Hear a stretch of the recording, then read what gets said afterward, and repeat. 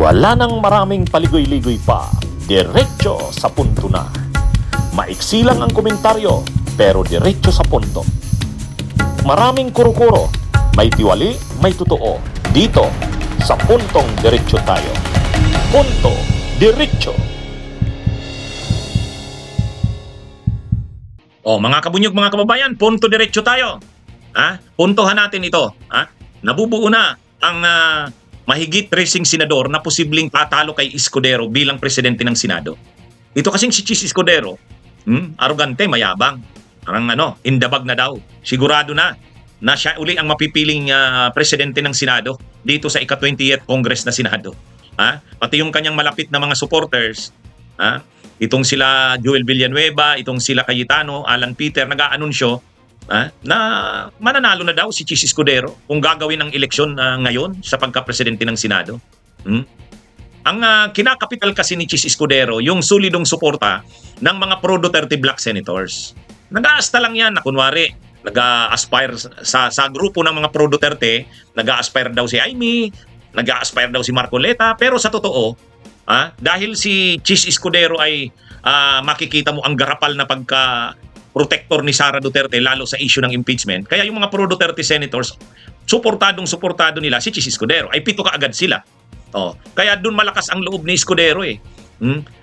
Yung 7 pro-Duterte, Marcoleta, Padilla, Bongo Bato, Amy, Camille Villar, Mark Villar, 7 na kaagad.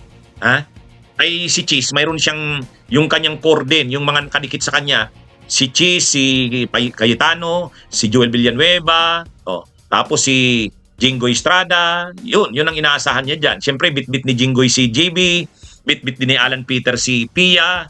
Yan yung inaasahan ni Chis Escudero. Tapos yung magkapatid na Tulfo, nagdeklara na si Erwin Tulfo, Escudero din daw sila. Kaya, kumbaga, sinasabi na sigurado na si Chis Escudero. Pero, mayroon ngayon na nabubuong grupo na lumalakas. Posibleng ito ang tatalo kay Escudero. Hindi nakakasigurado si Escudero. Parang hindi siguradong indabag na yan. Ito yung grupo ng Veterans Bloc. Mga veterano, ibig sabihin mga dating senador na ito. Si Tito Soto, si Lacson, si Subiri, si Loren Legarda. 4 na yan. 4 yan. Ay itong 4 na ito na Veterans Bloc, pwedeng sasamahan itong 4 na ito. Pwedeng sumama dito si Gatchalian. Di 5 na. 5 na yan. Si Gatchalian. Pwedeng si Lito Lapid. Kaya yung 4, si Tito Soto, Lacson, Subiri, Loren, plus si Erwin at saka si Gatchalian at saka si Lapid. 6 na pala, 6. Ngayon, kapag gumalaw ang Malacanang, kasi kaya lang naman sinasabi ni Chis na sigurado na siya dahil ang Malacanang hindi pa gumagalaw. Pero pag gumalaw ang Malacanang, yung magkapatid na Tulfo, sasama yan kung ano ang sabihin ng Malacanang. Kaya yung 4 na veterans, plus dadagdagan ni Gatchalian at ni Lapid, dadagdagan pa ni Tulfo, Erwin, sa Rafi, ilan na? 8 na. 8 na. 5 na lang ang kailangan. Sino yung 5 na yon? Pag kinausap ng Malacanang ang Cayetano, baka yung isa dyan ang matira kay Chis, si Alan Peter, pero si Pia, pwedeng papasamahin yan, paniguro. Ganon din yung magkapatid na Estrada.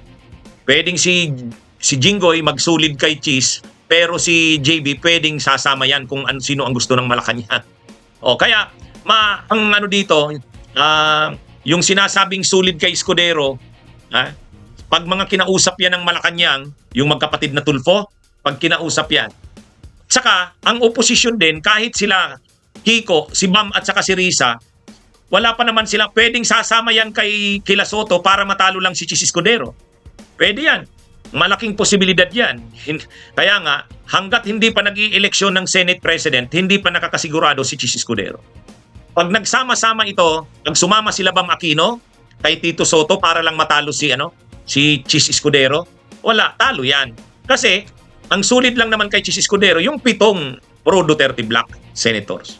Si Mark Villar nga sa kasi Camille Villar, kapag interest na ng ekonomiya ng pamilya Villar, tulad ngayon, discuss ko lang yung tungkol sa prime water, iniimbestigahan na ng luwa, O kapag nagipit ng mga negosyo ng bilyar, kung anong sabihin ng gobyernong Marcos o ng Marcos ng Malacanang, susunod ang bilyar, pwede pang kumalas yan kay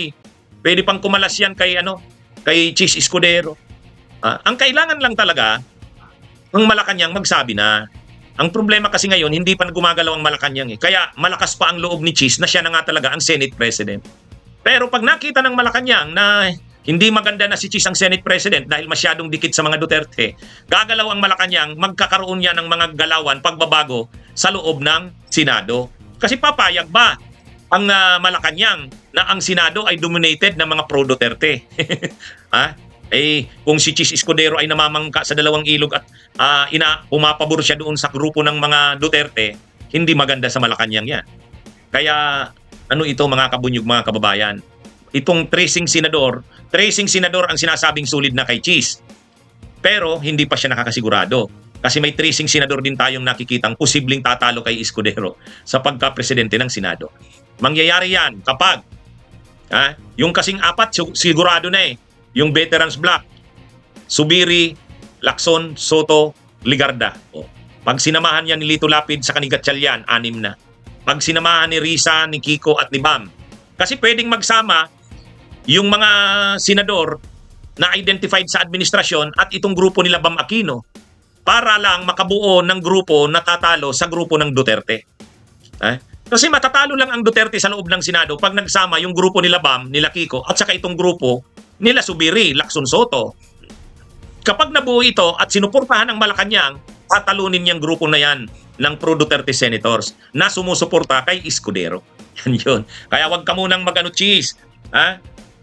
Wag mo munang bilangin ang sisiw hanggat hindi pa napipisa ang mga itlog. Hindi pa kayo nakakasigurado. May nakikita tayong senaryo. Posibleng yan, posibleng matalo si Chis Escudero. May mga kailangan lang. Unang-una, yung galaw ng Malacanang, yung grupo ng oposisyon ng mga senador, si Risa, si Kiko at si Bam. Pag pumosisyon yan at nagsanib doon sa grupo ng veterans, at yung tulpo naman kung anong sabihin ng Malacanang doon yan. Pag wala kasing sinabi ang Malacanang, kung ano lang yung gusto nila tulpo, doon yan. Pero pag may command galing sa Malacanang, susunod yan. Ayan, abangan natin. Makikita natin yan sa susunod na mga araw. Ito ang ating Punto Diretso. Bunyog, halikan na kasama ka. Bunyog, kapag buklod ay may pag-asa. Luzon, Visayas, Mindanao, isa ang pananaw. Sa bagong Pilipinas ang bunyog isisigaw.